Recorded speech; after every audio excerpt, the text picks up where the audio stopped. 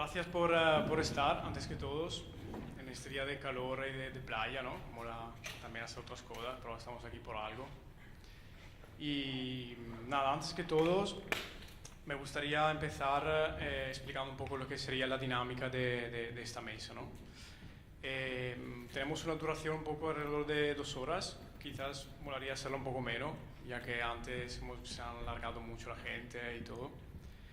Y haré una pequeña introducción, damos un tiempo de 10 minutos cada invitado para que puedan exponer su visión, su proyecto, su motivación por la cual están aquí y por la cual se han invitado. Y haremos la podremos lanzar al final de cada invitado, la presentación de cada invitado, una serie de preguntas, ¿vale? Para que se haga más dinámica la cosa. Entonces al final de cada presentación pues podáis intervenir con preguntas o reflexiones. Y os invito también a que en cualquier momento podáis levantar la mano y hacer preguntas, podáis joderle a los que están aquí, interrumpirle, todo lo que queráis, ¿vale? Y nada, intentamos respetar bastante el turno de palabra para que no se solapen las personas y hacerlo bien, para que sea ágil. Hoy se han hablado, y también ayer, de bastantes conceptos alrededor de lo que es la cultura. Heiron, justo ayer, ha hablado de legitimidad de la cultura.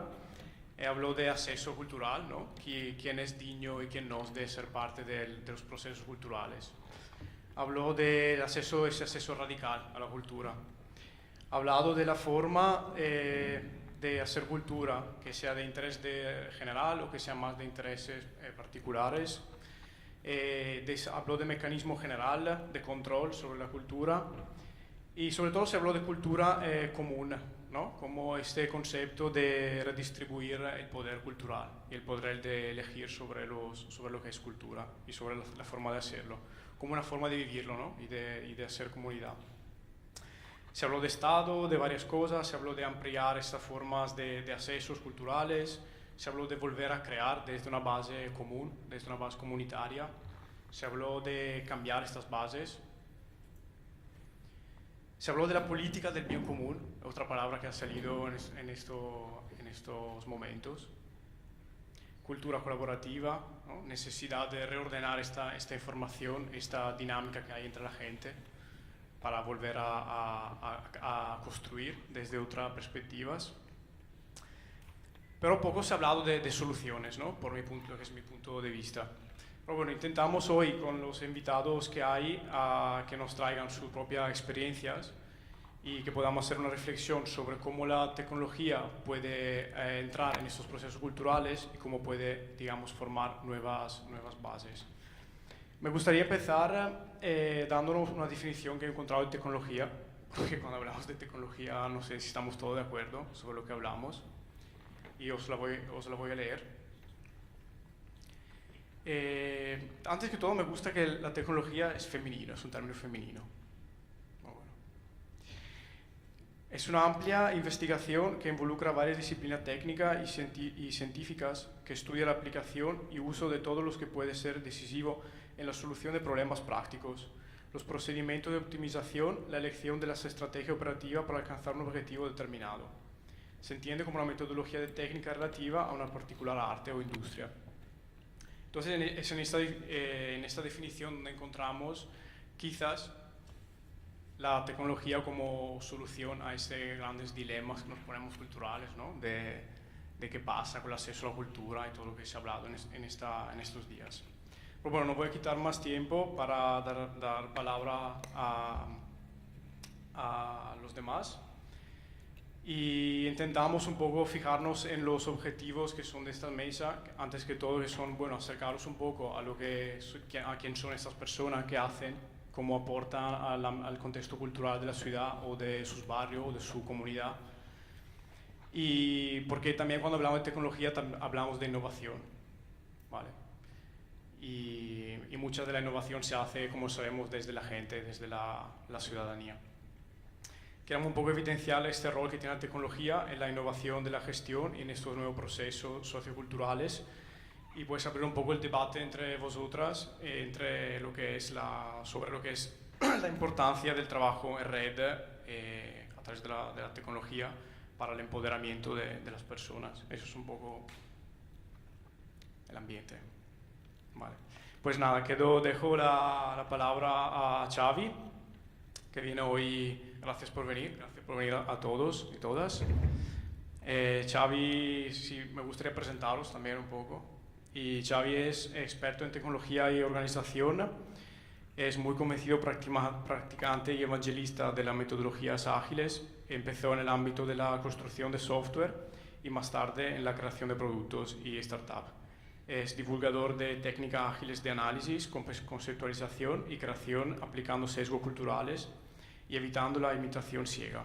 Además es fundador de la COVA, que es un espacio en Benimaclet, de la Escuela de Programación DevScola, y es socio fundador de Be Called My Friend, que se inspiró en un concepto de incubadora punk.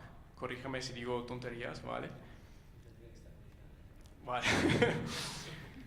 Y además trabaja como consultor independiente en tema de relacionado con tecnología y organización. Le dejo la palabra. Hola. ¿Se me oye? Bien, yo no sé muy bien qué hago aquí y de qué iba a hablar. Entonces empecé a reflexionar, ¿no? Un poco como, bueno, lo mío es el internet y esas cosas, la tecnología, no todas las tecnologías, sino, bueno, me dedico a eso que hemos llamado el internet y a construir ese tipo de herramientas y tal. Entonces, cuando llegó internet, cuando empezó todo esto del internet, cuando empezaba a despuntar, veíamos en internet una revolución cultural impresionante. O sea, esperábamos un nuevo renacimiento, algo alucinante, porque de repente teníamos la capacidad de acceder a la cultura de una manera universal, a la cultura con C mayúscula, a todos los libros que se han escrito, a las obras, fotos de los cuadros, etc. Pero también a las culturas en minúscula y en plural, ¿no? Ese pequeño grupo que había en Mozambique que se dedica a vestirse de una manera muy elegante y hacer un tipo de música muy especial, también teníamos acceso a esas culturas que hasta entonces no las teníamos, ¿no? Entonces pensamos que esto iba a ser la bomba. Además se sumaba que era en sí mismo un nuevo medio donde llevar el hecho cultural y donde hacer cosas y claro, pensamos que esto iba a ser una verdadera revolución y que iba a cambiar la sociedad muchísimo, desde luego no como ha cambiado, ¿eh? Y me gustaría un poco reflexionar en por qué no ha sucedido esa explosión cultural. Sí que ha habido un impacto muy importante y es cierto que tenemos acceso a todo eso que hemos visto, pero ¿por qué no ha tenido ese efecto que esperábamos, que iba a ser algo brutal? O sea, las expectativas que habían entonces eran brutales. Hay un tipo, Jaron Lanier, que es un profesor del MIT, que es de los pioneros del internet, de los sabios del internet y los más antiguos, que ya llegó a un punto en el que se cabreó muchísimo con el internet en general. Escribió un libro que se llama El rebaño digital, que ya podéis imaginaros cómo ve al usuario de internet, donde identificaba algunos de los motivos por los que internet no ha conseguido, o esta tecnología no ha conseguido esto, ¿no? ¿Por qué hemos llegado ahí? Una de las cosas que identificaba era el factor económico. Es decir, internet, algo que nos sorprendió a todos y que no estaba pensado desde el principio, pero se ha convertido en una máquina de comercializar todo. Y cuando digo todo, digo el alma humana. Es decir, un paseo por el parque de repente tiene un valor comercial. Tu paseo por el parque, los datos de tu teléfono cuando paseas por el parque tienen un valor comercial. La amistad en temas como las redes sociales, etc. Ha resultado ser una máquina de comercialización muy eficaz. Tanto que estas iniciativas culturales que iban saliendo, o las pequeñas herramientas que íbamos construyendo, rápidamente el mercado las descubría, las comercializaba y de alguna manera las iba desvirtuando. Esta es una de las cosas que identifica como una de las razones para las que no tenemos esas herramientas que potencien esa gran cultura colectiva, etc. Otra es la economía de la atención, ¿no? por cómo ha crecido de rápido y cómo lo exploramos, ¿no? Como algunas empresas, algunas herramientas se han convertido en el punto central para la exploración, ¿no? Sería como un gran comisario de todo lo que sucede en Internet, ¿no? Que nos dice lo que vemos, lo que no vemos, organiza esa información, etc. Pues tenemos una pelea por la atención continua, ¿no? Esa pelea por la atención ha generado una sublimación de lo original, de lo que es diferente, de lo que se hace vírico, este tipo de cosas, porque es la única manera de pelear con la atención, y eso ha ido en detrimento de otro tipo de discursos más profundos, más meditados, más importantes, por decirlo de alguna manera. Otra de las consecuencias de esta vorágine es que se han fragmentado todos los discursos, ¿no? Entonces, ahora es muy complicado, o el medio hace que sea muy complicado consumir un discurso completo, ¿no? Al final vemos pedazos de un discurso, ¿no? Está fragmentado todo el discurso cultural de manera que está banalizado de alguna manera por esa fragmentación. Entonces, pues eso, consumimos en 140 caracteres, ¿sabes? ¿Qué es eso? ¿Ves? Esta es una frase que es típica de Internet, ¿no? Haces un tweet que dice: consumimos en 140 caracteres, estoy muy enfadado, o viva la cultura, o alguna mierda de estas, y es la forma en la que tenemos de hacer un discurso, ¿sabes? Que es discurso de azucarillo, ¿eh? de sobrecito de azúcar con el café. Entonces, no solo se han fragmentado los discursos, sino que además también se ha fragmentado la experiencia. Y es algo que además ya casi ni nos damos cuenta, ¿no? Te preguntan: ¿has visto tal escultura? Y tú dices: sí. Y en realidad no has visto tal escultura, has visto una foto de una escultura. Pero tú crees que has visto la escultura, que la conoces. Has recibido solo un aspecto, solo una faceta de esa experiencia, y consideras y evalúas la experiencia completa. Das tu opinión sobre la escultura, o confundimos el concierto con el vídeo del concierto, ¿no? Ese tipo de cosas que es algo tan absurdo como confundir un plano con un edificio, ¿eh? O sea, es el mismo error de categoría, pero seguimos cometiéndolo. Me ha quedado todo muy apocalíptico, como que esto es una mierda. Que las tecnologías, lo de las tecnologías. Y es que hay veces que lo pienso así, a veces pienso, como parte de este grupo de gente que ha construido ese tipo de mierdas, pienso que algún día os acogeréis y nos daréis una paliza, y nos remozaréis en alquitrán y plumas por cabrones. ¿Cómo hacéis esta mierda? O sea, teníamos un futuro brutal por delante, podíamos construir herramientas súper complejas que nos permitan comunicarnos, compartir, etcétera, y habéis construido estas mierdas. Twitter es lo que tenéis que ofrecernos. Yo, como tecnólogo, vivo en el miedo de que un día toméis conciencia y nos reventéis a bofetadas, ¿vale? Pero bueno, no es tan grave. La verdad es que todo aquello que nos prometía el Internet sigue estando ahí, ¿eh? Sigue siendo un medio de comunicación muy rápido, se ha convertido en un medio más, un sustrato del acto cultural, que hay obras que viven en Internet, ¿eh? Que ya no necesitan otro sustrato que no sea la red, que es algo fascinante. Y sigue siendo una herramienta de comunicación masiva, pero ya no tanto de comunicación de 1 a millones, sino de comunicación de un colectivo. Nunca ha sido tan fácil elaborar un discurso como ahora. Nunca ha sido tan fácil acceder a las fuentes necesarias para elaborar un discurso de cualquier tipo, acceder a las personas distribuidas en el mundo, en distintos momentos, distribuidas en el mundo y en el tiempo, que es otra cosa muy interesante que no es Internet, ¿no? Ese punto asíncrono, ahora te digo una cosa y me respondes mañana o me respondes dentro de una hora. No es necesario que estés aquí, en este momento, que es una potencia que nos ha dado muy grande. Es alucinante, ¿no? Ver cómo la gente habla por teléfono en asíncrono, ¿no? Le cuenta algo al teléfono y luego oye la respuesta y dices, están hablando por teléfono, pero no están hablando por teléfono, ¿vale? Es una cosa muy curiosa. Sigue siendo esa herramienta, el problema es que seguimos sin construir esos espacios. Y cuando hablo de espacios hablo de herramientas, software, esas construcciones que nos permitan hacer efectiva esa promesa, esa visión que teníamos hace 20, 25 años, cuando apareció Internet y todo era la promesa de algo fantástico, ¿no? Entonces,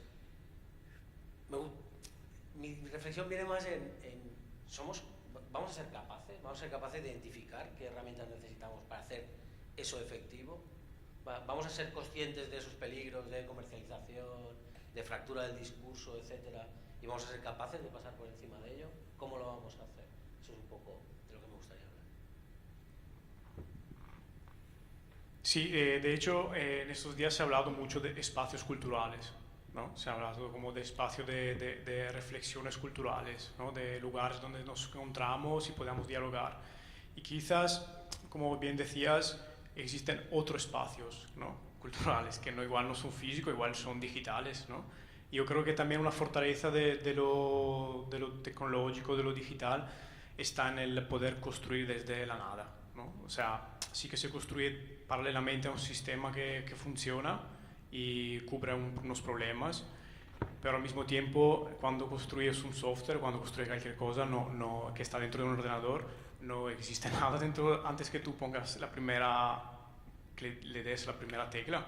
Entonces, este tipo de nueva mentalidad quizás nos permite construir lo que son nuevos espacios que podamos quizá llamar dígito cultural, no sé, espacios que nos permiten, gracias a comenzar procesos desde la nada, a establecer nuevas dinámicas de relaciones, ¿no? O a crear unos roles que ponen en orden esta dinámica de relación que vivimos y que, como hemos visto en estos días, es bastante desordenada en el contexto cultural.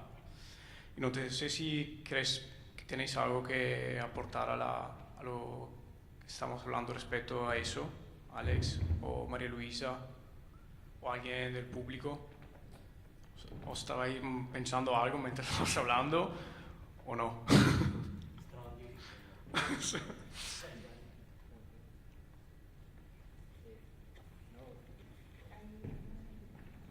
No, voy pasando. No, me ha gustado mucho lo que has comentado. Hola. Y yo pienso que, bueno, mi visión, que claro, desde Internet se han generado un montón de expectativas y de posibilidades, pero al final pienso que igual hemos creído que Internet iba a solucionar todo, pero realmente pienso que el cambio también tenía que venir de las personas, porque al final en Internet desarrollamos herramientas, pero si la gente no cambia en su forma de actuar o de hacer las cosas, eso se quedan herramientas. Entonces, por ejemplo, no sé, las herramientas de trabajo colaborativo. O sea, hay un montón y son muy eficaces, se puede hacer un montón de cosas, pero si la gente no aprende a colaborar, no sirven de nada. Entonces, no sé, a veces tengo esa sensación que muchas cosas que se han diseñado, pero al mismo tiempo, pues el cambio tiene también que venir de las personas. Entonces, igual en eso la cultura sí que tiene un papel importante.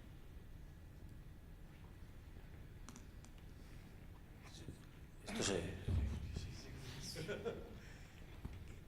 es que lo curioso de todo esto es que hemos hecho las herramientas equivocadas. Es decir, hemos hecho herramientas, nosotros, no estoy hablando del mundo cultural, estoy hablando del mundo tecnológico. Hemos construido unas herramientas que son malignas, ¿no? Creo que era Maluja que decía que hacemos nuestras herramientas y luego nosotros les damos forma a las herramientas y luego las herramientas nos dan forma a nosotros, ¿no? Pues cosas como, yo qué sé, Tumblr, o este tipo de cosas donde el consumo cultural es como en el Tinder, ¿sabes? De esto me gusta, esto no, esto parece que me llama la atención, que tiene muchos colorines, ¿no? Ese consumo además es un consumo que solo se puede hacer tú solo, de manera individual.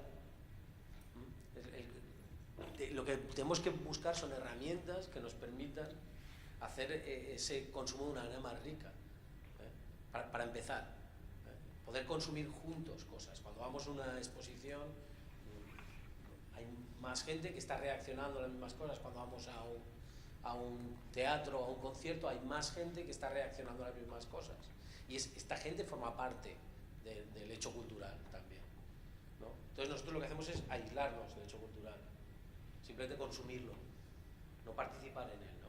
Entonces hemos construido las herramientas que no tocaban. Creo que hay que descubrir qué herramientas toca construir. Yo no lo sé. ¿Alguien más quiere aportar algo a este asunto concreto? No. Vale. Si os parece, seguimos con otro punto de vista sobre eso que se habla de tecnología, y tenemos a María Luisa Pedro, que has venido como técnico de Industria Creativa y Culturales de las Naves, que es Centro de Innovación, y nos va a contar un poco lo que están haciendo respecto a lo que es un programa que tiene de Conecta Cultura, y un poco en general cómo trabajan sobre esos procesos tecnológicos o de innovación en general y qué aportan en ese sentido. María Luisa es gestora cultural con muchos años de experiencia en el sector, tanto a nivel nacional como internacional. Ha trabajado por cuenta propia y ajena por entidades públicas y privadas, y destaca por su participación en la puesta en marcha del IVAM desde el área de comunicación y didáctica, colaboradora de la Sala Parpalló, asesora en la Consellería de Cultura, gerente de la Fundación de Cultura de Denia y responsable del Instituto Cervantes de Roma, entre otros. Es una persona comprometida y activista sociocultural, colabora con entidades sin ánimo de lucro como Música por el Autismo o Amics de la Gente Mayor. En la actualidad trabaja como técnica de cultura responsable de Conecta Cultura en las Naves. Pues paso la palabra a ella. Hola, gracias a todos por estar aquí. Buenas tardes. A mí me ha dado mucho vértigo todo lo que ha contado Xavier. Yo me siento pez fuera del agua en este entorno, en esta mesa. Se lo decía a Ricardo desde el principio. Soy gestora cultural, analógica, pero en el día a día ahora trabajo en el Centro de Innovación del Ayuntamiento de Valencia. A raíz de lo que se ha comentado en la mesa anterior, creo que viene bastante al hilo contaros un poco lo que estamos intentando hacer desde allí. No tengo, Xavi, la herramienta todavía, no hay una página web, todavía no está, pero desde el sentido común he venido desarrollando este entramado colaborativo que creo que es necesario para el área de cultura, con el hándicap de que, bueno, yo lo puedo implementar desde una parcela muy pequeña del ayuntamiento, que es la patita de innovación. Voy a hacer una rápida presentación de en qué espacio estamos y las cosas que hay ahí. Creo en el servicio público, me tenéis ahí para lo que pueda ayudar y aportar, y creo que entre todos podemos hacer muchas y mejores cosas.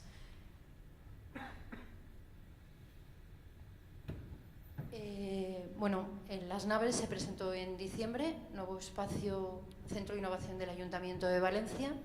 Tenéis aquí la descripción. Es un espacio con unas áreas de creación que son agroalimentación, energía, movilidad, ciudad saludable y cultura, que es la que yo coordino, desde el cual se pretenden identificar retos de esta ciudad y buscar entre todos soluciones innovadoras que puedan mejorar la vida de los ciudadanos.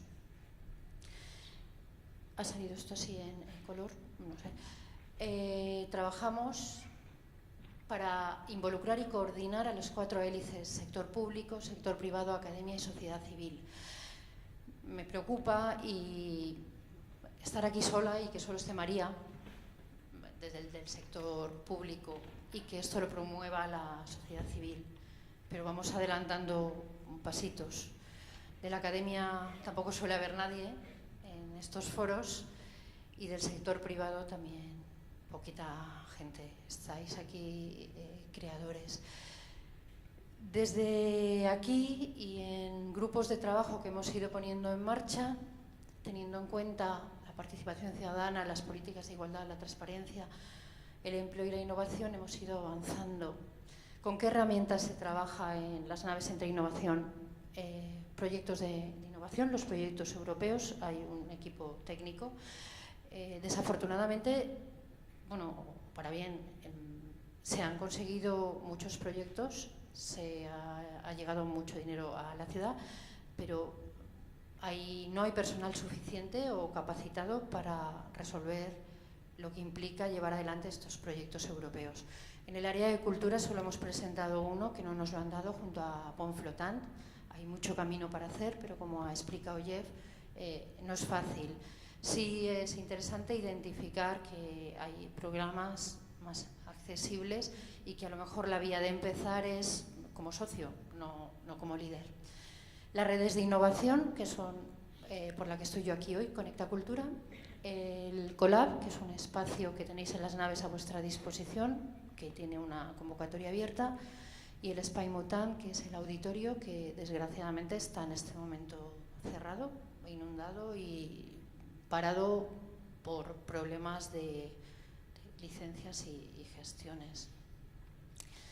Esta es la filosofía de las redes Conecta. Vocación de servicio público, ahí estamos los técnicos, día a día hay un técnico por sector. Enfoque, análisis de la realidad, búsqueda colaborativa de alternativas, aporte de soluciones.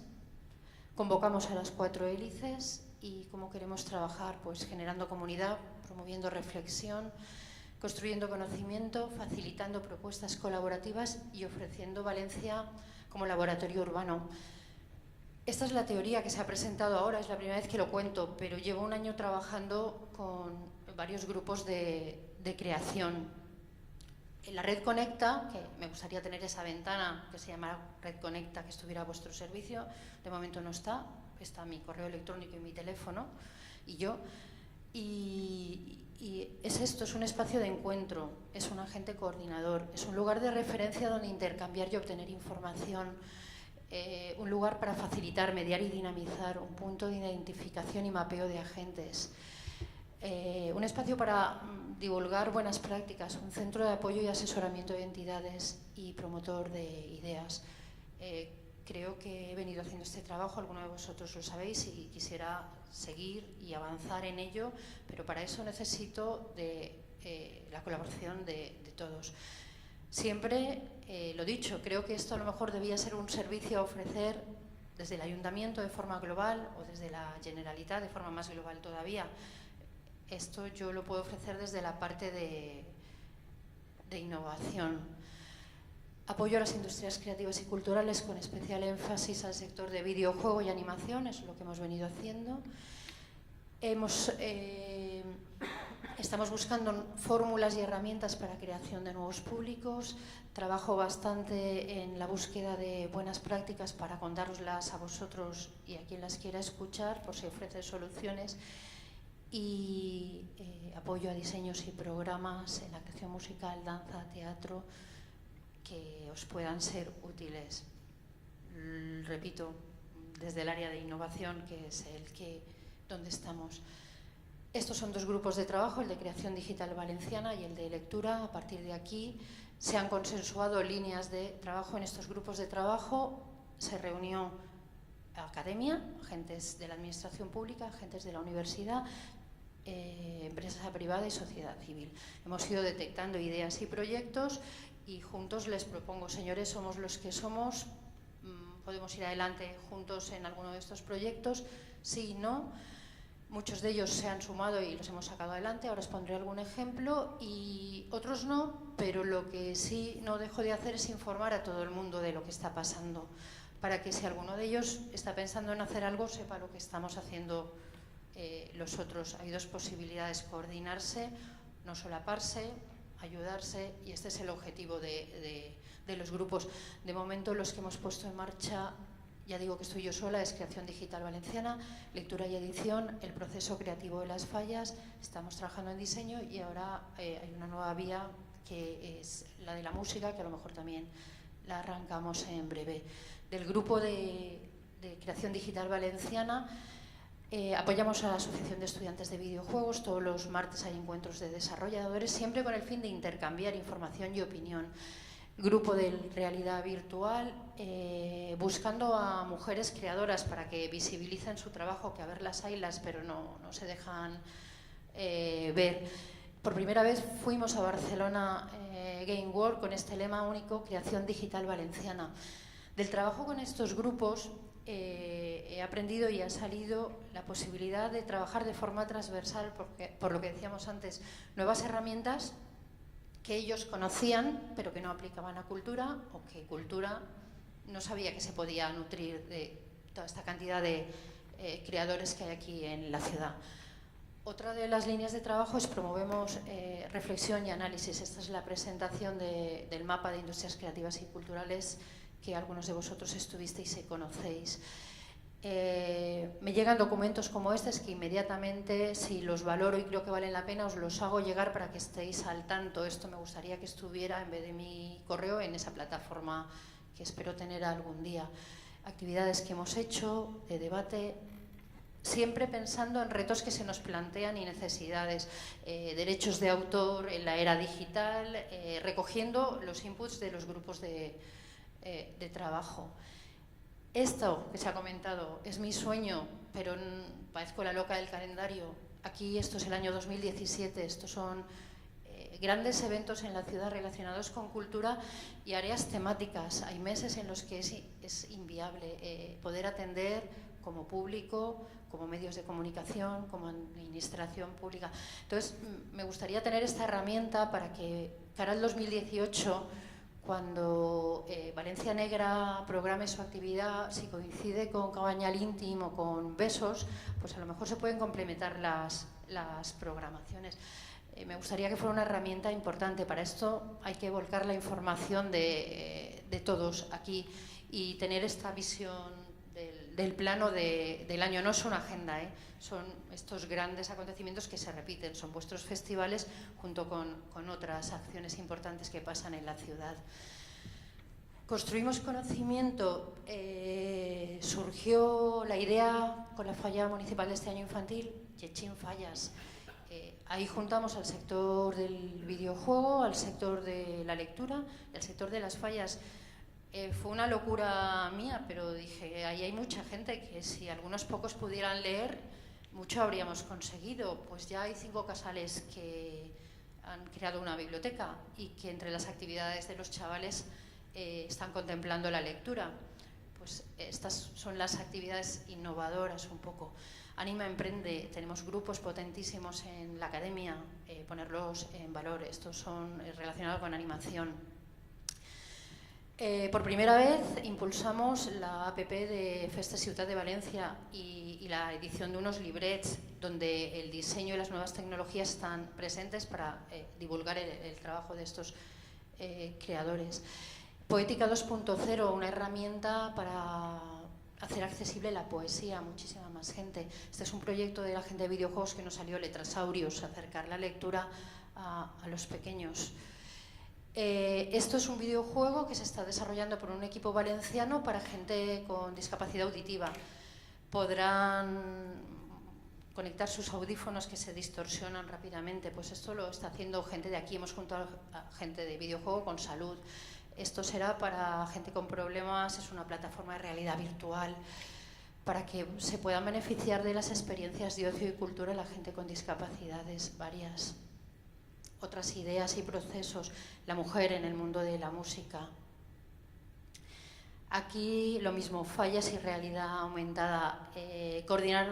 Nuestra labor fue coordinar actores que nunca hubieran pensado que se podían complementar.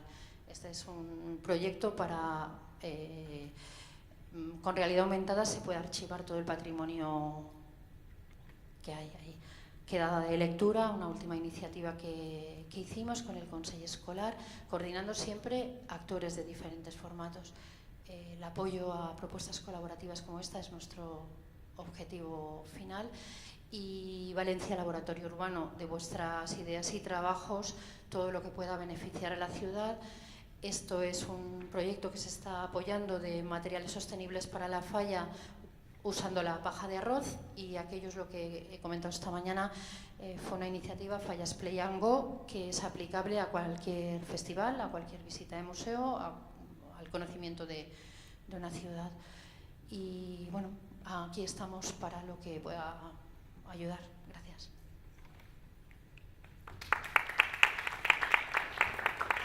Nada que ver con lo de Xavi y desde mi mundo analógico, pero con la herramienta de sentido común y la necesidad de vuestros complementos para poder implementar esto. Sí, bueno, me siento otra vez aquí. Ahora tenemos que ponerlo otra vez porque después damos la palabra a Rick, que justamente intentamos pues que haya esa diversidad, ¿no? que queremos evidenciar ese punto de vista, ¿no? Aquí tenemos una persona que se dedica al ámbito institucional, ¿no? Y yo quiero agradecer también el trabajo que hace María Luisa, porque es una gran facilitadora, está muy a contacto con la realidad cotidiana de la ciudad y permite pues acercar esas instituciones que a veces se quedan muy alejadas, ¿no? a lo que es la realidad constante, ¿no? Y yo sí que tenía una pregunta, que igual no sé si otras personas quieren aportar algo a eso. Si en las naves, por ejemplo, tenéis algún tipo de línea a seguir respecto a lo que es la innovación y, bueno, con el contexto también que estamos aquí hoy de festivales y plataformas de iniciativas culturales, si tomáis en cuenta ese tipo de iniciativas y cómo la planteáis dentro de vuestra labor. Una de las líneas es apoyo a las industrias creativas y culturales. Por ejemplo, ahora estamos intentando poner en marcha para otoño con Música Promov un encuentro que nos gustaría poder traer a los agentes que pueden organizar, entender que los festivales de música pueden ser un atractivo a la hora de hoteleros, por ejemplo, o la gente de turismo que contemplen en la parte de creación musical.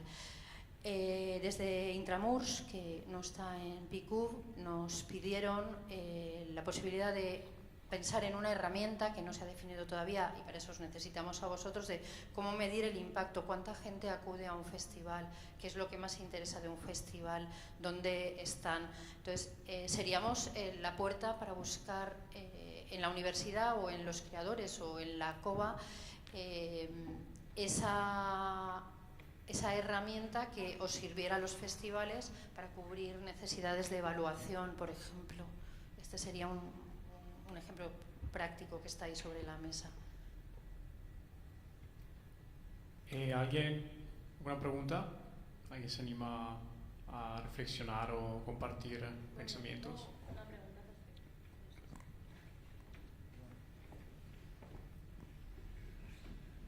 Sobre lo que acaba de decir María Luisa, ¿no? De que sí que es interesante, me parece, esta cosa de la evaluación, ¿no? Porque muchas veces se hacen las cosas y, bueno, si no tienes a lo mejor a alguien que te pida que hagas una evaluación del proyecto, no lo haces o no se hace en profundidad.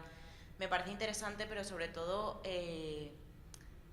quería preguntarte si si vosotros consideráis un trabajo en evaluación a nivel cualitativo, no tanto cuantitativo, porque sí que es importante pues, saber cuánta asistencia había a un festival o no, pero a mí casi me parece más interesante saber cómo revierte ese festival o esa iniciativa cultural a la sociedad. Totalmente de acuerdo, pero no somos las naves Centro de Innovación no es quien evalúa esto. Lo que se plantea es qué herramienta en el ámbito de la innovación os podría servir a vosotros para evaluar. Luego ya los expertos, Manuel, como ha estado esta mañana, o Concul, o otros agentes, son los que tendrían que contar con esos datos para realizar el análisis.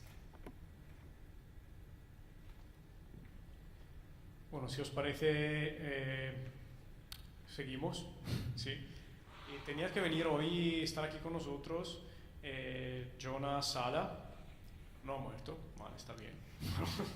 No está encontrado muy mal esta noche, que es el cofundador de la plataforma de Verkami. Y es una pena no tenerlo aquí con nosotros. Pero bueno, os saludamos desde Barcelona. Le preguntamos de hacer una charla en remoto, pero no estaba en condiciones muy pésimas. Y justamente él venía a hablarnos de pues, qué significa utilizar la tecnología en el aspecto cultural respecto a lo que es la financiación de proyectos, ¿no? O sea, como una tecnología y un proceso y un mecanismo nuevo, como es relativamente nuevo, como es lo del micromecenazgo a través de Internet, puede influenciar el éxito de un proyecto cultural o la financiación de un proyecto cultural. Pero bueno, él no está. Entonces pasamos la palabra a Eric Montesa. Él es economista y activista, investigador y gestor de innovación. Viene aquí también porque nos pusimos en contacto respecto a un proyecto que ha llevado, que es lo de monedas sociales para el sector cultural, y pensamos que pues, fuera un buen participante para esa mesa en contar ese aspecto en concreto, ¿no? Porque es algo que muchas veces dentro del planteamiento de cultura en común pues siempre se acaba de alguna forma pensando o reflexionando sobre la moneda, la financiación, la finanza, el movimiento económico y alternativas económicas o alternativas de monedas. Pues aquí tenemos el placer de tener una persona que ha dedicado tiempo en pensar y actuar sobre eso. Y pues sin quitar más, te paso la palabra directamente. Gracias. Bueno, estoy contento de estar aquí y estoy contento, Ricardo, de que hayáis pensado que podía aportar algo. Estoy aquí básicamente porque hace ya 5 o 6 años en Ruzafa pensamos que, unos cuantos, que podíamos tener una moneda tecnológica de última generación, casi último grito como quien dice. El año 2012 funcionaba con tarjetas NFC, después ha sido ya más fácil de ver inclusive en los supermercados, y una app funcionando en smartphone cuando la gente todavía funcionaba con celulares, y era una solución bastante muy avanzada que tuvo como problema salir antes de tiempo. De todos modos, yo estoy con el tema de las monedas sociales desde hace ya 8 años y podría poner fecha diciembre del 2009, y he hecho 4 intentos, y los 4 intentos han sido, digamos, imposibles de sacar adelante, quizás porque es un tema complicado. El problema principal que hay... bueno, están aquí está aquí. Bien, gracias. El problema principal que hay con el tema de las generaciones es que cada 50 años o 60 años la generación a la que le ha tocado recibe latigazos, y recibe los latigazos de una increíble crisis financiera. En el siglo XIX, en los años 20 y posteriormente en los años 40, hubo 2 crisis financieras terribles que provocaron la rebelión en toda Europa y todas las huelgas y todos los follones que se montaron en 1848. De entonces data la primera moneda social. Fue Proudhon con el Banque du Peuple en el invierno de 1848 a 1849, el que se puede decir que inventa la primera moneda social, porque tenía muy claro que el dinero no es mercancía, el dinero simplemente es un crédito bancario. Entonces, si tú tienes una banca que hace crédito bancario para el pueblo, realmente se acaba la escasez de una moneda que está monopolizada por el cártel bancario, como era el caso en aquel momento. Avanzó el siglo XIX y hacia final del siglo hubo también otro tipo de catástrofe que estuvo a punto de llevarse por delante a la banca Baring, y aparece otro iluminado, que es Silvio Gesell, del cual han bebido durante el siglo XX bastantes personas, ¿no? Silvio Gesell es el que inspira una gran cantidad de experiencias en los años 30, de los cuales perdura la banca BIR en Suiza, que tiene 65.000 empresas vinculadas y mueve anualmente el equivalente de unos 5.000 5 millardos de francos suizos. Es un ejemplo que ha sido utilizado en Italia, en Cerdeña. Desde hace 5 años están moviendo una banca que se llama Sardex y es otra moneda complementaria. En este momento hay unas 2.000 empresas que la están utilizando y está dinamizando toda la economía local. Me imagino que también está dinamizando los aspectos culturales, ¿no? Bueno, si cada una de esas estrellas o esos puntos luminosos le ponemos una etiqueta, aquel de allá de arriba sería Proudhon, el otro sería Silvio Gesell, pero hay bastantes personas, ¿no? De hecho, todas las monedas sociales actuales son monedas que han sido impulsadas por una generación, que es la generación nacida en los años 30 y años 40. Por ejemplo, Michael Linton nació en el 33, Tom Greco nació en el 39, Margaret Kennedy nació en el 39, Greco en el 36, Margaret Kennedy en el 39, Edgar Kahn, el inventor de los bancos de tiempo, en el 40, Bernard Lietaer en el 42. Realmente todos tuvieron, seguramente en los años 60, trippies, LSDs, fliparon un mogollón y seguramente eran también hippies. No tengo la menor duda, ¿no? Y los hippies en los años 70 empezaron a inventar monedas sociales. Una de las más conocidas es la que está en Copenhague, en una zona que se llama Cristiania. Tiene 3 Is, por lo tanto su bandera son 3 puntos de color amarillo y sobre fondo rojo. No sé si alguien ha estado en Cristiania, pero es una comuna creada en el 71 y a partir del 74, 75 empezaron a lanzar sus monedas acuñadas de cobre y también de plata.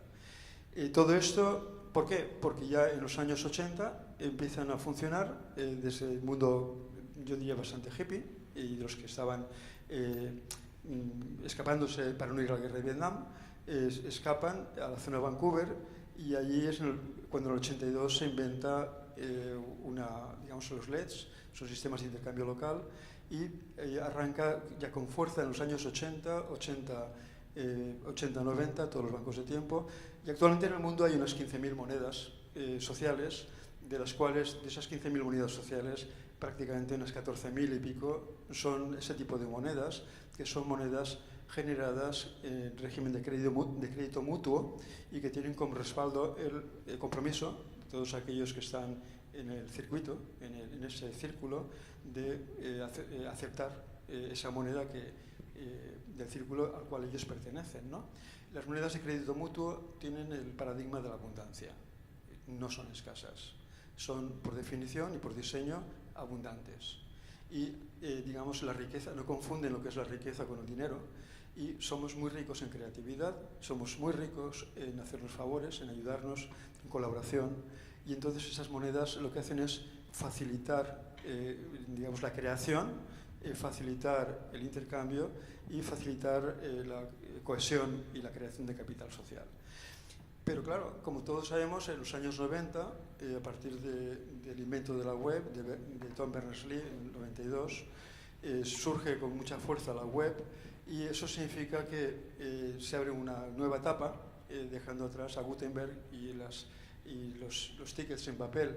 Entonces, en el año 2003, más o menos, en Sudáfrica y con subvenciones de Australia, se crea una plataforma que se llama CES, Community Exchange Systems, que es la que utilizan unas 400 comunidades a nivel mundial y que aquí en España ha sido la más utilizada hasta recientemente, que hay otras plataformas, y son las que animan a todo el grupo libertario, digamos, de las comunidades digamos, libertarias de Cataluña, que son los 38 nodos del CES, y que aquí en la Comunidad Valenciana tiene una cierta réplica con lo que es la 24, que es xarxa de xarxes de intercanvi valencià.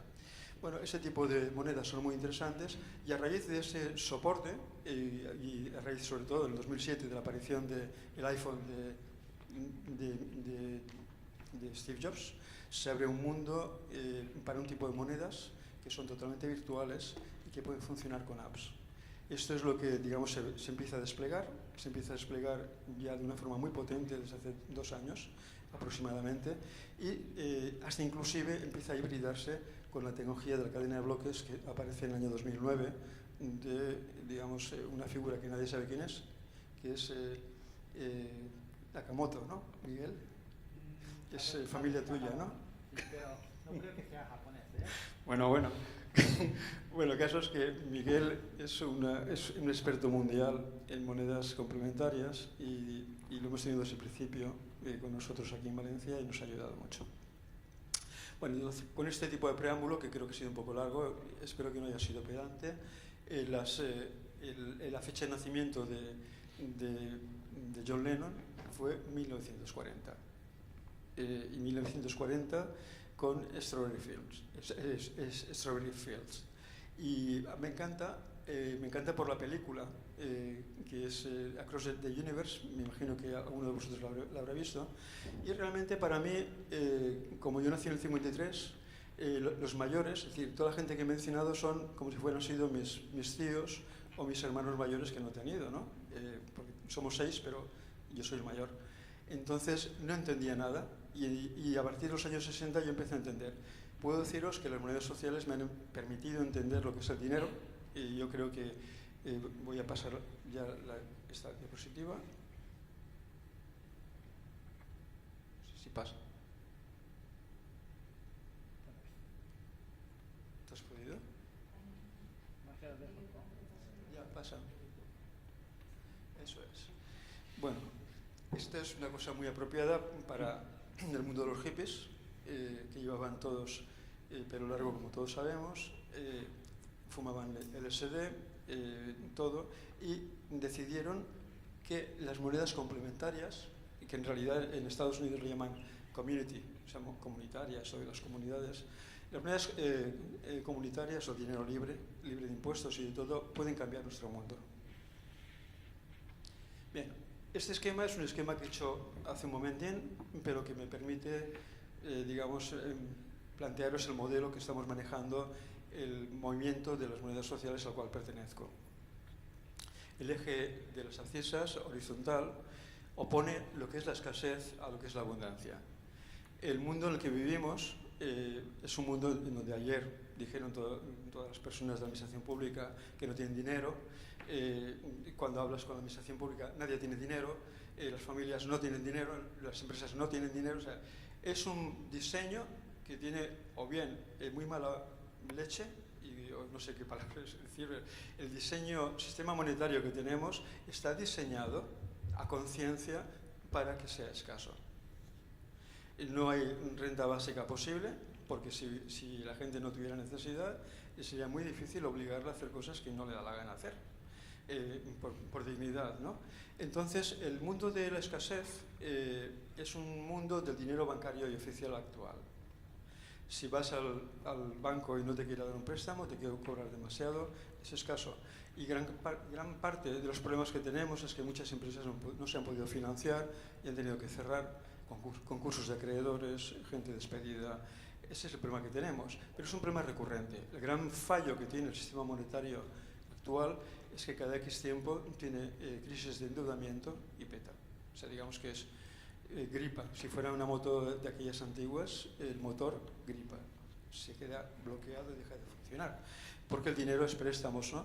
Entonces, la forma de salir de ese corralito de escasez y de dominación y pasar al ámbito de la colaboración y la abundancia es dando, digamos, un salto de transformación, de innovación social, de cambio, mediante lo que sean monedas complementarias. Si en lugar de monedas complementarias dijéramos mamíferos, sabríamos que un delfín no tiene nada que ver con un gatito o con un elefante o un rinoceronte. Hay una gran cantidad de mamíferos, hay una gran cantidad de monedas complementarias. Hay que saber de qué tipo de moneda complementaria estamos hablando, porque si queremos una moneda cultural, tenemos que diseñar nuestra moneda cultural. No nos vale otro tipo de moneda. Para diseñar una moneda, y esto lo utilizamos en el Ruzafa para diseñar el Orue, estuvimos casi 6 meses reuniéndonos con Arístides en su galería, con Piero en Ubicafé. Estuvimos haciendo por lo menos unas 30 reuniones y la moneda que diseñamos fue la moneda que realmente queríamos.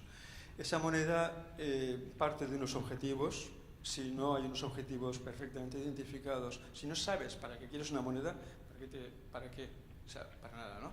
Entonces, en aquel momento, en el año 2012, queríamos una moneda que ayudase al barrio en el ámbito del comercio y en el ámbito de la hostelería.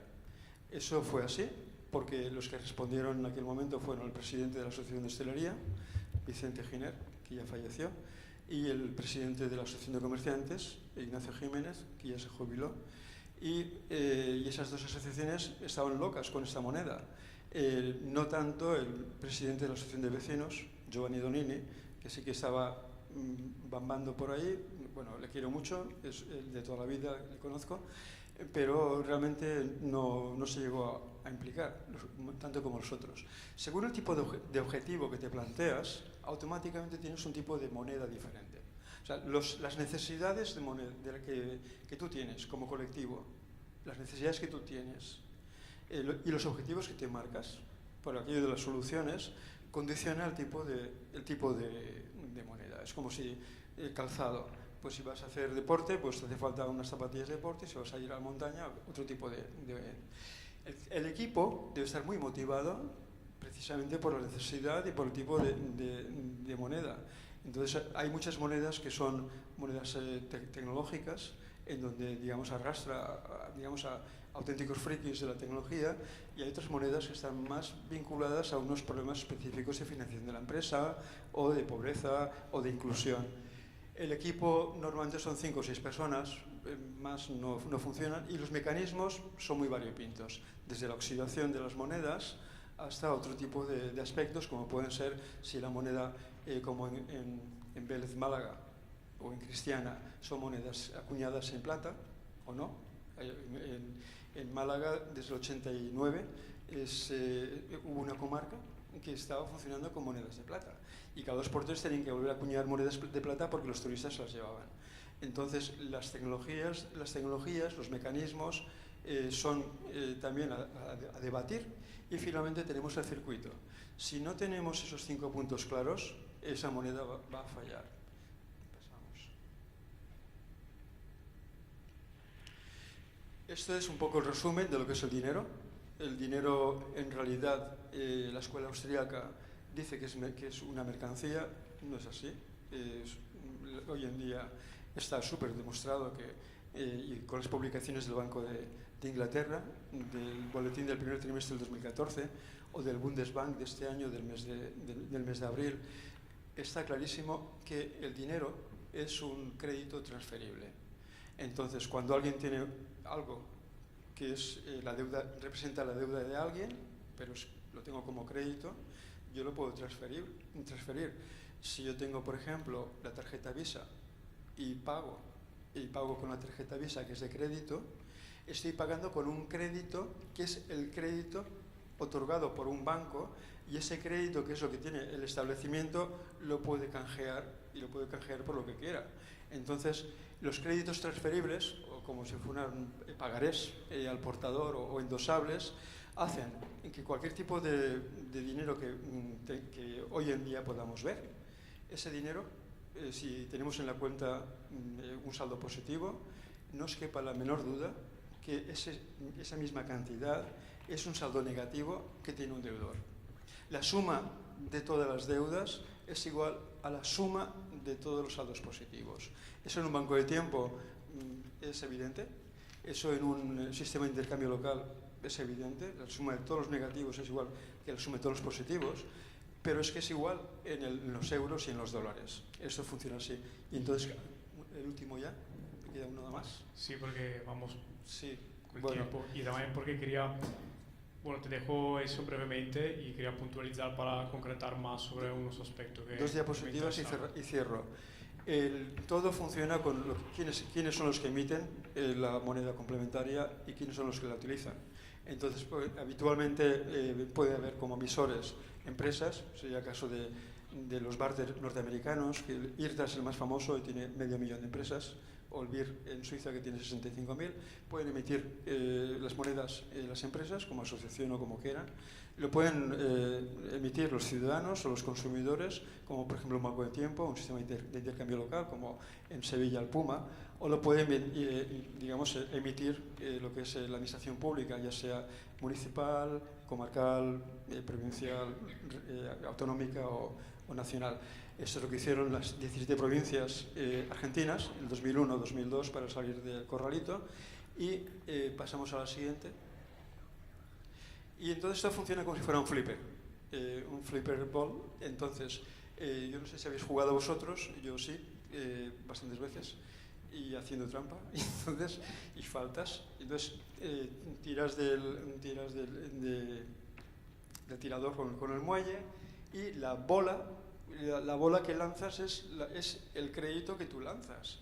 Entonces, si lo lanza el ayuntamiento, va a tener mucho más rebotes, va a ir dando muchas vueltas por ahí, por todo el circuito, lo utilizarán otras administraciones, lo utilizarán otras empresas, proveedores, etc. En cambio, si la bola la tira un banco de tiempo que tiene únicamente 15 personas, va a tener muy pocas posibilidades, inclusive igual ni sale de ahí. ¿Uno más? Entonces, ese es el resumen.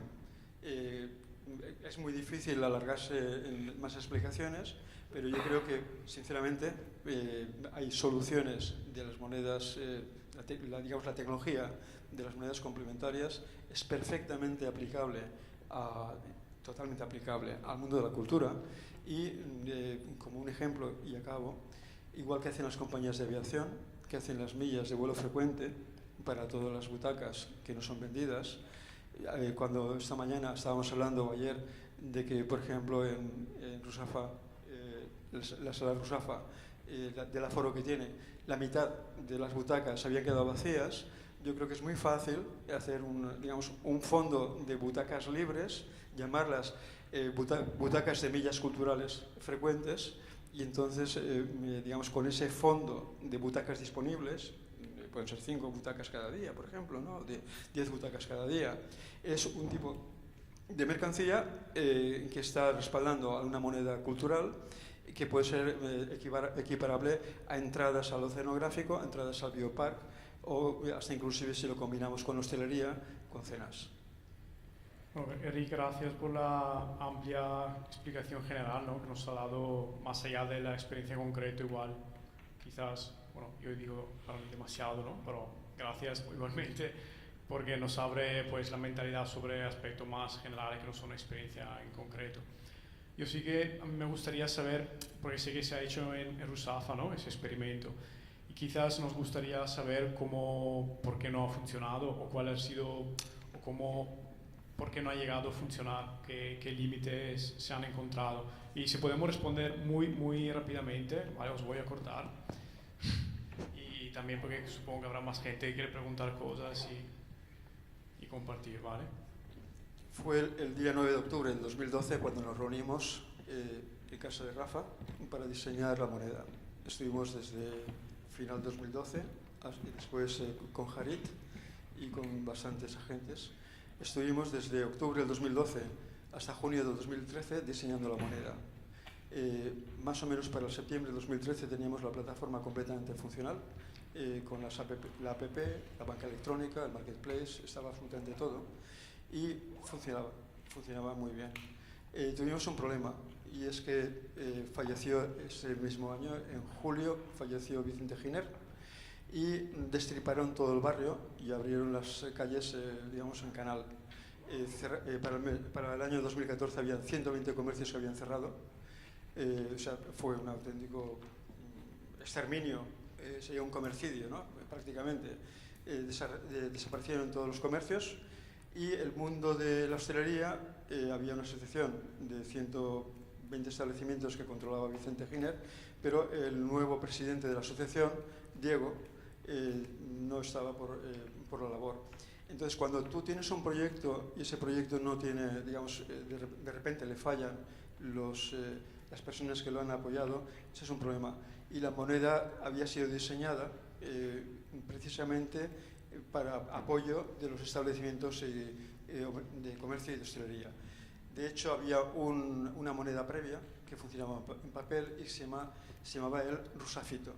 y el Rusafito lo había diseñado Venceslao, que le había invitado para que viniese, pero no ha podido venir, y estaba funcionando con, digamos, tickets, y entonces ahí la biblioteca, digamos, Stromboli, por ejemplo, pues canjeaba con sabores, eran pequeños circuitos, pero el gran problema que tiene, y acabo, el problema que tiene el utilizar soportes en papel es el cambio.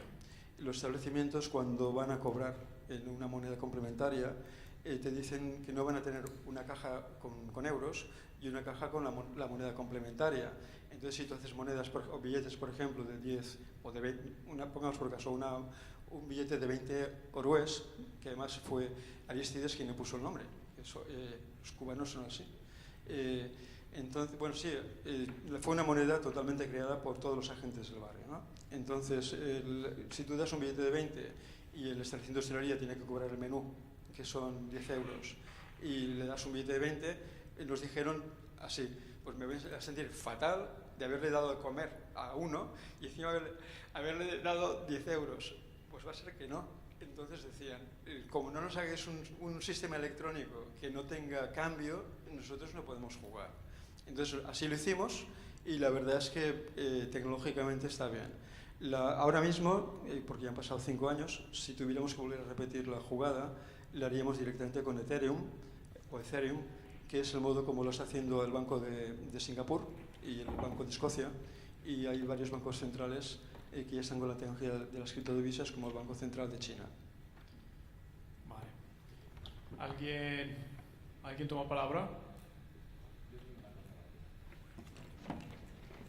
Las monedas sociales, bueno, yo colaboré un poco en este proyecto de Ruzafa y tal. Yo creo que realmente tiene que haber una comunidad, una red, un entorno de gente que se crea en la herramienta y crean sus posibilidades. Básicamente es esto lo que se necesita, es decir, por ser concretos. Es decir, puede haber mucha tecnología, muchas soluciones tecnológicas, pero si no hay una comunidad, digamos, que cree en esa herramienta y que empieza a desarrollarla y a impulsarla, pues creo que esto no funciona. Y yo creo que estas monedas han funcionado sobre todo en sitios en el mundo donde, por lo menos desde el ámbito más ciudadano, ¿no? Funcionaban en sitios donde esa cohesión de alguna manera existía, o por lo menos existía de una manera, por lo menos inicial, pero había una especie de interés de que eso se produciera. Entonces, si aquí quisiéramos poner una moneda funcionando en el ámbito cultural, deberían de haber unos agentes culturales o un circuito de ciudadanos y diferentes actores que realmente tuvieran una cohesión para ponerla en marcha, ¿no? Esa es mi opinión.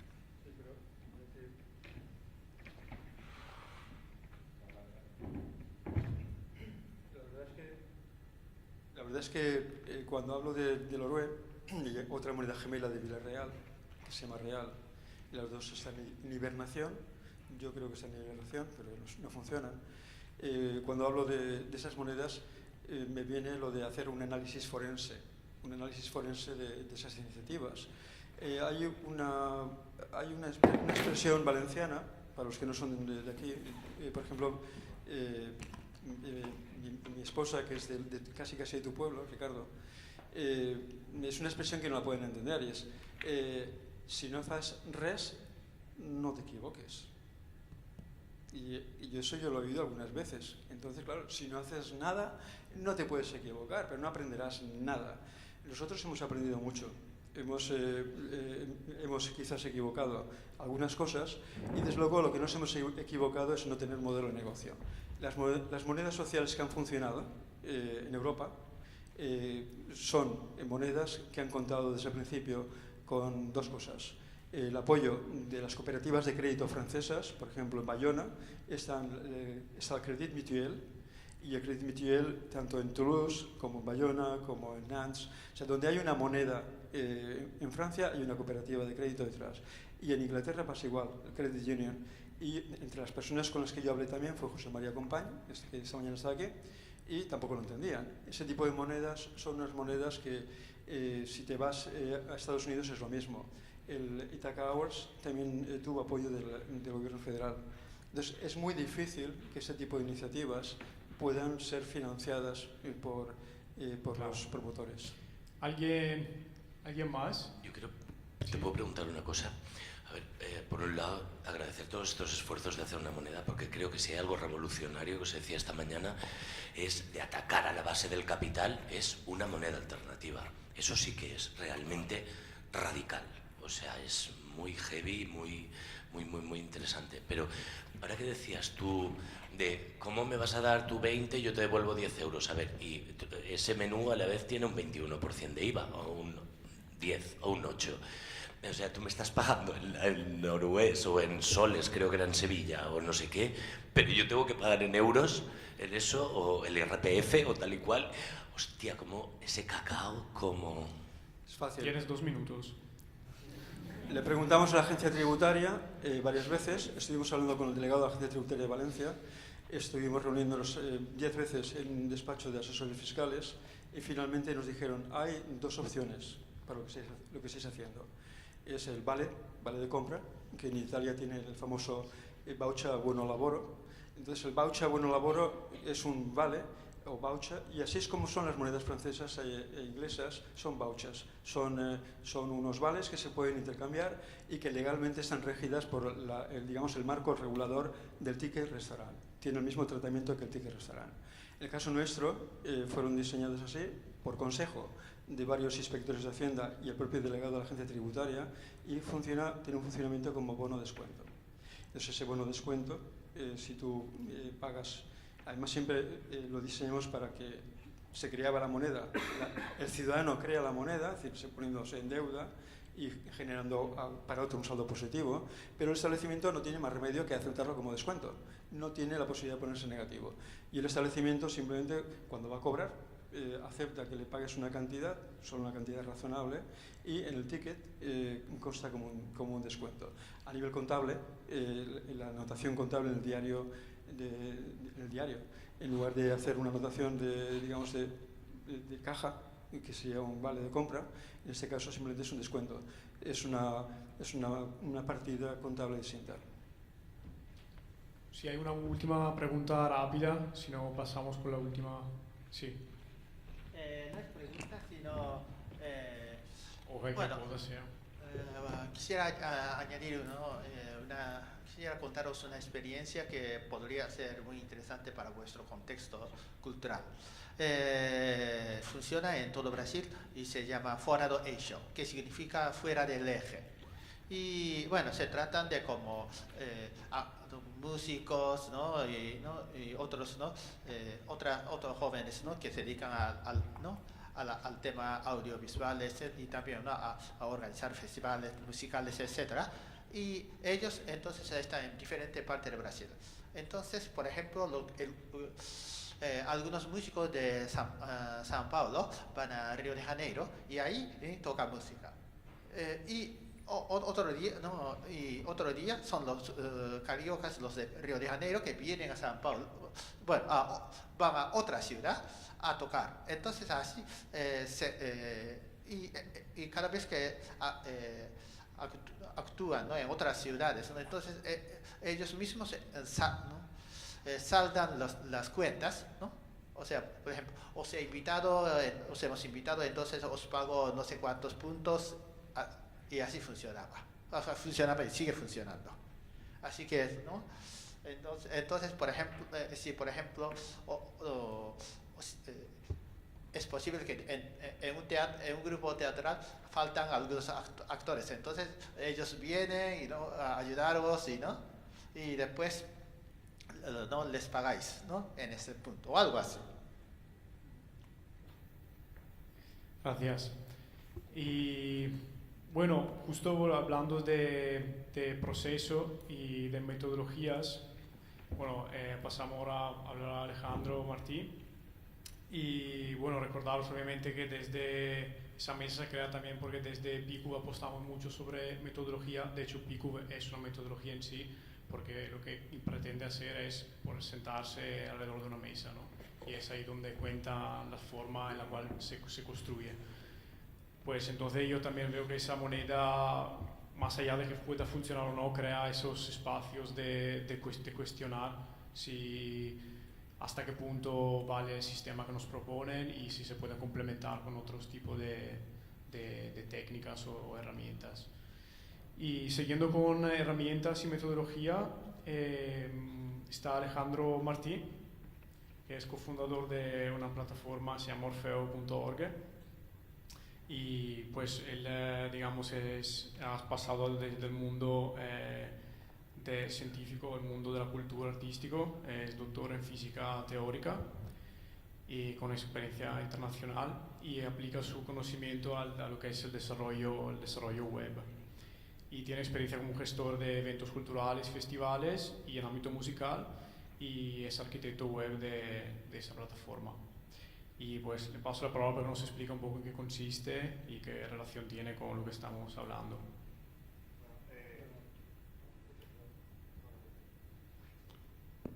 Vale, buenas tardes. Gracias a todos por venir y gracias a los organizadores por tenerme aquí esta tarde. Volviendo a cómo comenzaba Xavi, Internet tal vez no nos ha traído un nuevo renacimiento de la cultura, pero sí que nos ha traído la edad de oro de los frikis y bueno, en realidad es como una nueva cultura, ¿no? Sería una nueva vertiente y bueno, pues es la que hay, es la que tal vez haya encontrado su hueco en las herramientas que Internet ofrece. Quizá bueno, no lleguen a echarnos alquitrán encima y a emplumarnos y nos salvemos de este futuro apocalíptico, pero yo también tengo una visión apocalíptica para nosotros, y es que si nos libramos de esto, en algún momento llegarán los robots y nos quitarán el trabajo. Y yo siempre pienso que, bueno, si tengo hijos les diré, dedicados a la cultura, porque es lo último que nos va a quedar. ¿Por qué? ¿Y por qué digo esto? Porque realmente Internet ha intentado dar herramientas a la cultura de una manera u otra, pero el problema que personalmente yo aprecio es que la cultura es muy difícil de parametrizar, es muy difícil de diseñar encontrar una serie de variables concretas y intentar hacer que todo cuadre de manera que pueda ser útil para todos los contextos diferentes que hay. Y además la cultura, por definición casi, va a intentar siempre salirse de estos parámetros que le definamos, ¿no? Pero bueno, aún así hay que intentarlo, porque hay que generar herramientas, es lo que nos hace humanos y lo que nos facilita el trabajo, que al final es lo que todos queremos, porque antes se ha comentado que bueno, que a la hora de generar, de llevar un festival o de ser un agente cultural, tenemos que hacer de todo, ¿no? Tenemos que ser como super hombres o super mujeres. Tenemos que llevar la producción, tenemos que hacer un programa, tenemos que llevar un diseño, una comunicación, y si realmente es así, porque realmente es lo que sucede, cuanto más fácil nos sea cubrir todos estos campos, pues más efectividad tendremos al final para llevar a cabo nuestro objetivo. Y en este marco, pues hemos empezado a trabajar desde hace ya un tiempo en una plataforma que se dedica a eso, a dar herramientas a la gestión cultural. Utilizando nuestra experiencia, pues hemos identificado una serie de problemas, sobre todo a la hora de organizar toda una cantidad de datos brutal que se reciben, a la hora de poder contactar de una forma directa o efectiva a toda la gente involucrada, a la hora de generar un producto interactivo que pueda utilizar nuestro público. Todo esto, bueno, pues se pueden generar herramientas para facilitar todas estas cosas. Y en ello estamos. Empezamos introduciendo el Confusion el año pasado. Llevamos a cabo la convocatoria de este festival. Y es un festival que bueno, pues que genera una cantidad de información enorme, porque es un evento participativo te llega información tanto de artistas como de espacios que a priori no conoces de nada, te llega, el formato de datos te llegan en email, que tú mismo tienes que desgranar poquito a poquito, ver qué es lo a qué se dedica esta persona, qué es lo que nos está proponiendo, ¿no? ¿Dónde la encuadro? ¿Qué hago con esto? Luego, además, voy a tener que volverme a poner en contacto con esta persona porque no me ha dicho cuánto tiempo pensaba estar, o no sé. Y luego, en las siguientes fases del proceso, de nuevo tendré que contactarla para decirle, mira, que te he asignado en este espacio y vas a tener de esta hora tal, está todo correcto, ok. Luego con esto generaré un programa. Y bueno, son una serie de pasos que, como todos ya conocéis, pues hechos a mano y como se vienen haciendo hasta ahora, generan una cantidad de trabajo que es insostenible y nos lleva a estar todas estas horas que luego decimos es que esto no está pagado, y no está pagado. Bueno, en fin, que me pierdo. Bueno, con esta idea empezamos a trabajar. Llegamos a término el Confusion, con todos estos pasos que he comentado. Luego introducimos un nuevo festival, el Distrito 008. Luego han venido otros dos, Bucles, Fab. Y lo bueno que tiene que vayan entrando más festivales en la plataforma es que la plataforma se adapta a todas estas nuevas características que tienen los festivales que no comparten con los demás. Es decir, las herramientas se van puliendo y se van haciendo más abiertas, más efectivas para cualquier tipo de festival. Y al final el objetivo es, como ya comentaba al principio, es un objetivo enorme, titánico, porque es el de intentar cuadrar todo dentro de algo que realmente no es... siempre se va a resistir, porque la cultura se va a resistir, pero poco a poco, por esa prueba y error, vamos a intentar llegar ahí. Al mismo tiempo, a la hora de ofrecer esta serie de herramientas, pues toda esta gente que ya pasa a formar parte de la plataforma, ya está ahí. Quiero decir, ya tiene toda esa información ahí, todo eso ya es útil. No hay por qué volver a generar esa información si yo quiero ir a otro festival. No tengo por qué volver a escribir las mismas cosas, volver a enviar los mismos vídeos. Ya está todo ahí. La facilidad de poder coger, extraer todo aquello que es útil para el público y para los organizadores, ya es lo que estamos trabajando, ¿no? Y al mismo tiempo esa facilidad, eso nos permite poder dar visibilidad a la gente que ya está ahí también. Es decir, no solo nos permite organizarnos mejor, sino que nos permite ponernos en contacto con gente que en principio no está en nuestra red. Y bueno, yo creo que ya... Básicamente, por cerrar un poco, son herramientas que nos permiten organizarnos mejor toda la cantidad de información que recibimos y nos permiten ponernos en contacto con gente que en principio no estaría a nuestro alcance. Y bueno, os animo a que lo veáis y que os guste y que encontréis que es útil, porque si os gusta y es útil, pues adelante, ya está. Gracias. ¿Alguna pregunta? Sí. Quiero hacer una pregunta. Que yo conozco vuestra plataforma, conozco Orfeo y es una plataforma que está muy bien, está bien hecha y me sorprende que esté bien hecha, ¿no? Porque te conozco y... No, me sorprende que esté bien hecha y me gustaría un poco ver cuáles son las claves de que eso esté bien hecho.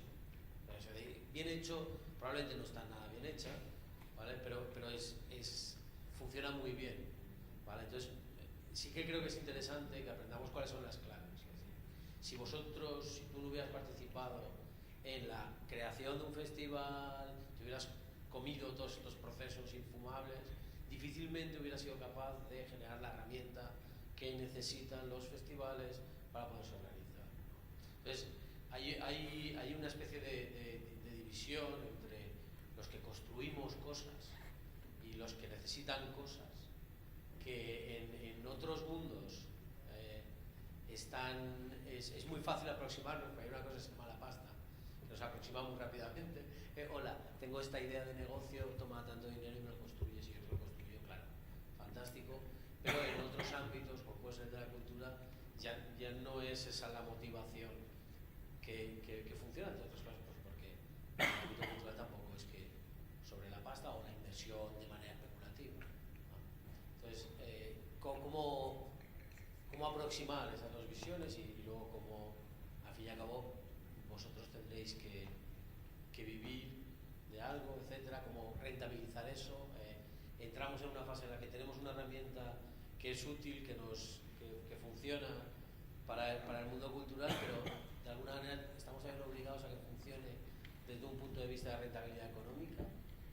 Esa es una tragedia y lo produce también las instituciones.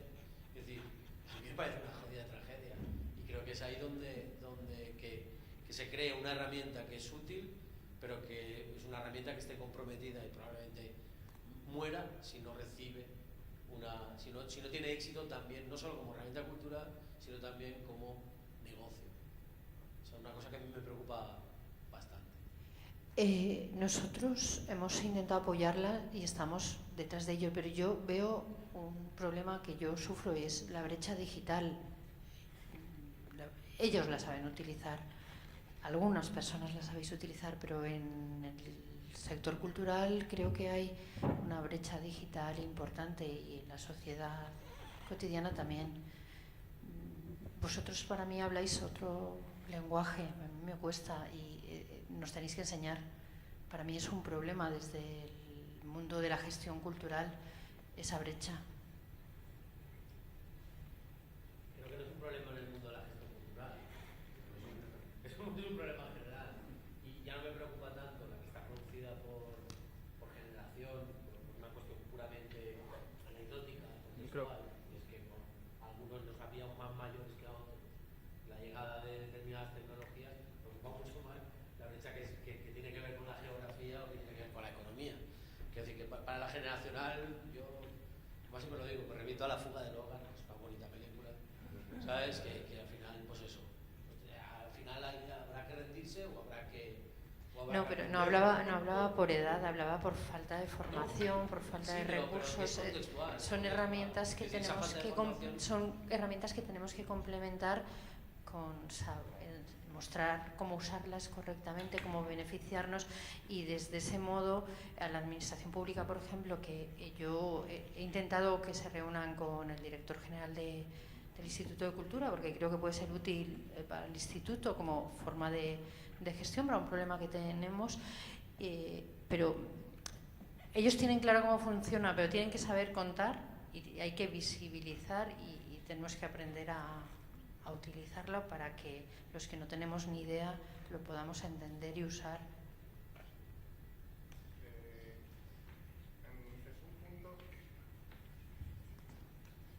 Vale, sí, este es un punto que antes se ha comentado también, de que si las herramientas que generamos no sabemos cómo utilizarlas o tal, al final no sirven de nada. Y es un punto en el que evidentemente cada vez que alguien genera algo nuevo, pues tiene que superar esta barrera, ¿no? Yo hago esto y tú a saber cómo lo utilizas, ¿no? Desde el punto de vista del fabricante, del productor, pues lo que puede hacer es concienciar, es también educar un poco, porque cuando se genera algo nuevo hay que educar un poco a la gente a entender qué es esto nuevo o por qué está ahí, ¿no? Igual, ¿por qué está esto aquí? Pero también desde el otro lado, el que es consciente de la potencia de lo que hay ahí, también poco a poco, en sus esfuerzos por entenderlo, aprenderá a utilizarlo. Es decir, la mayor parte de las apps que existen hoy en día, no hay nadie que venga a explicarnos cómo funcionan. Simplemente nosotros entendemos que es algo útil, potente, que los demás lo utilizan y les funciona muy bien, y sabemos que hay una barrera, ¿no?, de aprendizaje, pero después de ahí todos son beneficios. Y bueno, pues creo que esta es la solución. En ese sentido, las naves, Centre d'Innovació, yo creo que puede ser un espacio para implementar, si queréis, cursos para los agentes culturales, para mostrar cómo usarla, ese aleccionamiento, adiestramiento, enseñarnos. Eso lo tenéis ahí, está ahí abierto, lo sabéis. Pues muchas gracias. ¿Alguien toma palabra? Intento animaros a que hable la gente. No, muchos, todos tímidos. Yo creo que aquí también se habla un poco de marginación tecnológica también, en el sentido siempre la tecnología deja fuera a alguien, en el sentido, sobre todo cuando son productos nuevos o nos enfrentamos a cosas nuevas, hay una complejidad en el aprender generacional o de circunstancias también, ¿no? Y entonces eso podría generar una marginación, quizás. La brecha digital, que es una cosa que nos preocupa mucho a los tecnólogos, es decir, hablamos de eso, de que la gente la supere, ¿sabes? Es decir, la que es preocupante es la que es por falta de acceso, por falta de medios a la tecnología. La que es por formación es más una barrera mental que otra cosa. Es decir, más complicado, más complejo que un coche. Un coche que algo que vemos que es algo muy sencillo, ¿no? Es una palanca y luego tiene 3 palancas. Tiene 3 pedales, uno para hacer, ¿qué? Es eso de pulsar un pedal para mover. Es muchísimo más complejo manejar un coche con marchas que cualquier tecnología que tengamos actualmente, pero no hay esa barrera de es tecnología que, ¿sabes? Creo que no es real y que sí, o sea, sí, que es real, pero que es mucho más fácil de superar que otro tipo de brechas digitales. Y bueno, creo que las que nos tienen que preocupar verdaderamente son las que son por falta de acceso a la tecnología y no por falta de formación, porque al fin y al cabo las oportunidades están.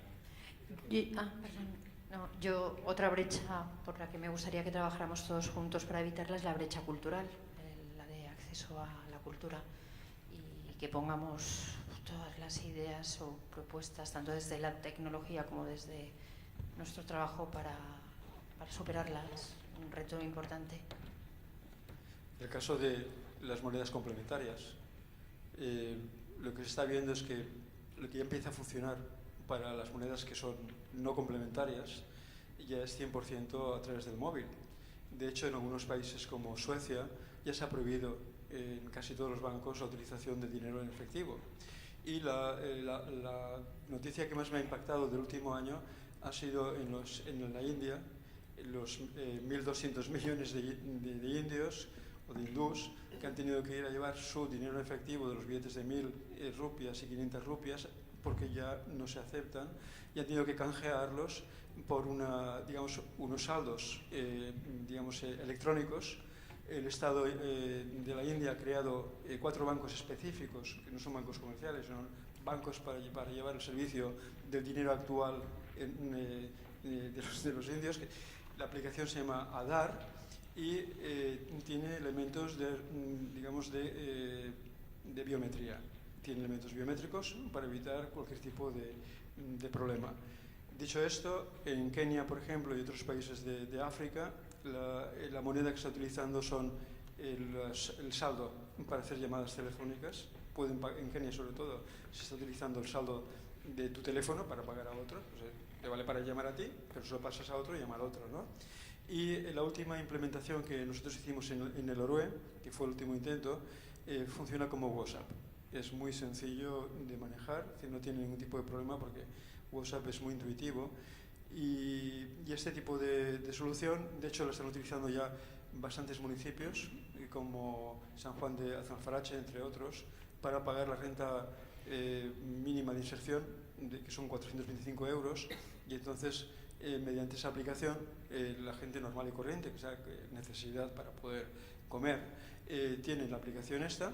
Y lo que están haciendo es, por una parte, pagan con la aplicación, que es tipo WhatsApp, y además adjuntan la fotografía del ticket, con lo cual esto entra en lo que es el flowchart el workflow de los funcionarios y automatizan completamente lo que es la gestión de la verificación de la compra de la comida, que efectivamente se corresponde a lo que está autorizado.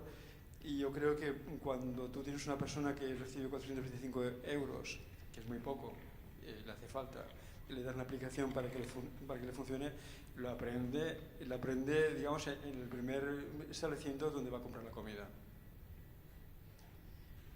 Bueno, si alguien había levantado la mano, ¿no? Sí.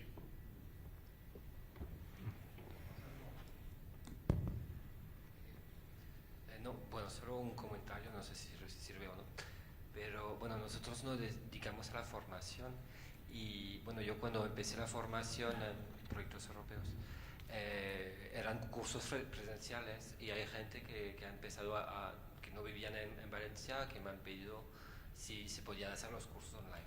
Yo no soy ni programador, nada, no sabía nada. Y entonces pues me he pedido, he hecho un curso con Moodle, todas estas cosas, y he empezado a intentar hacer mis cursos presenciales online. Y es muy complicado cuando tú no sabes de eso. Y he empezado hace 4 años. Y ahora estoy siguiendo con eso, estoy con la tercera versión del curso y pienso que eso es un trabajo continuo entre el que está ahí haciendo el contenido o la metodología y el usuario. Y para mí la clave es de siempre intentar tener ese espacio de diálogo entre yo como desarrollador y el usuario para poder siempre mejorar o adaptar la manera de trabajar con la herramienta con la persona que la recibe. Pienso que es clave y es un trabajo sin fin realmente, porque siempre está cambiando, siempre hay nuevas cosas y no sé. Quería añadir algo porque estamos ya trabajando juntos, nos conocimos, yo vivía en Inglaterra y en España y es verdad que hemos visto, yo también daba cursos en inglés ahí, veía que había una necesidad de tener hay gente que no pueden acudir que les interesa el curso, pero que dice yo no puedo venir porque es demasiado durante el día o por cualquier razón. Entonces hemos decidido también trabajar sobre esa plataforma en inglés para abrir el curso no solamente a España, pero abrirlo al internacional. Y cuando hemos empezado ese proyecto, hemos cogido como unos 3 o 4 meses haciendo evaluaciones de las necesidades, porque para nosotros era un buen funcionamiento y podría ser útil, pero queríamos tener el feedback. Y yo creo que es muy importante lo que hemos hablado durante esa mesa redonda, que no sirve hacer ninguna herramienta si no puedes valorar el impacto que puede tener para los usuarios. Y siempre tener que mejorarlo y siempre tener que evaluar, y yo creo que es realmente lo que tenemos que hacer en el sector cultural, es valorar de punto tanto caritativo como cuantitativo lo que estamos haciendo y siempre tener esa herramienta que pueda mejorarse y servir, ¿no? para el bien de todos. Sí, totalmente de acuerdo. Ahora mismo, bueno, volviendo un poco ahí, barriendo para casa, los festivales, cada vez que alguien entra en la plataforma, nosotros las herramientas las diseñamos casi a medida, ¿no? Y sí hay un feedback continuo con la gente que trabaja con nosotros.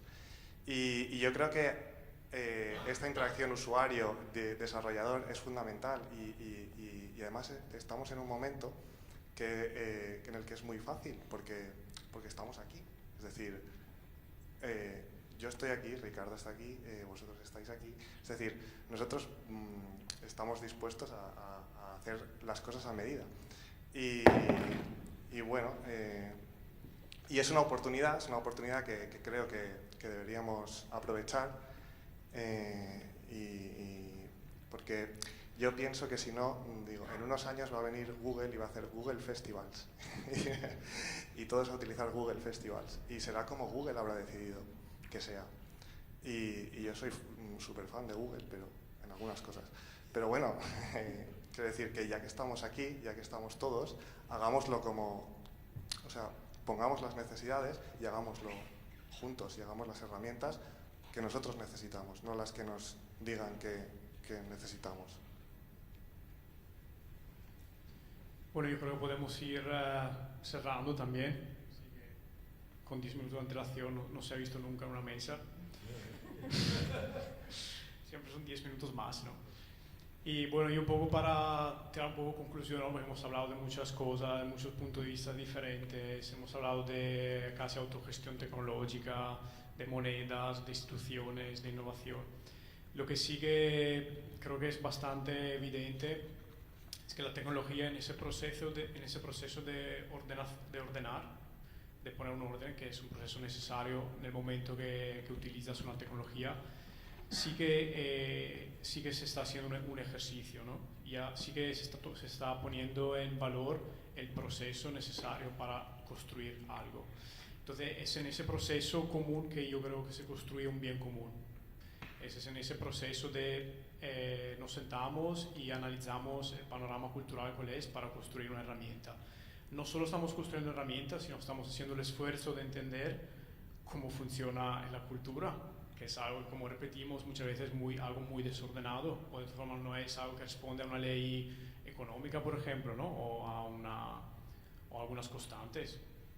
Entonces en eso vemos como pues, es muy importante que apostamos sobre la tecnología en senso muy amplio, no simplemente en Internet, sino como toma de conciencia de proceso y metodologías, porque es ahí quizás donde la tecnología nos ayuda en vez que a nosotros estar detrás de las tecnologías. Es cuando lo construimos nosotros mismos desde las necesidades.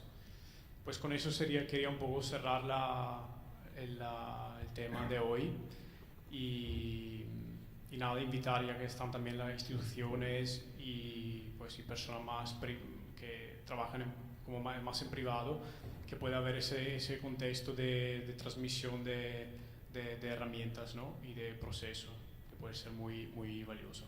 Pues gracias por el tiempo que habéis escuchado, por las preguntas también, gracias. Y pues vamos a seguir más tarde con otras mesas, ¿vale? Muchas gracias.